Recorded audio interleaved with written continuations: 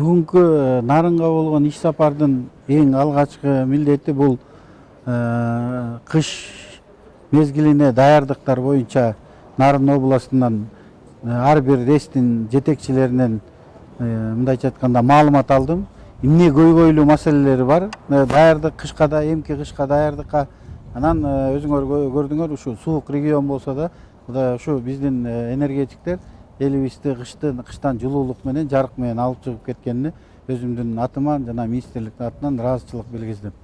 Бүгүнкү болгон иш чара өзүңөр көрүп атасыңар, бул урматтуу президентибиз Садыр Нуркожоевич ошо энергетика койгон реформасы боюнча биз азыр ошол Тянь-Шань рейси менен Нарын рейсин экөөнү бириктиргенге байланыштуу ошолордун мындайча айтканда мекемесин, офисин жаңылантууга жаңы рейс салып бергенге кутуча салдык да. Ошол эме кутуча 55 миллион сомго ошол жерге жаңы мындайча айтканда имарат салып берели деп ошонун кутучасын салдык. 5 ай деп срок бердик. 5 айдын ичинде бул имарат курулуп бүтүш керек.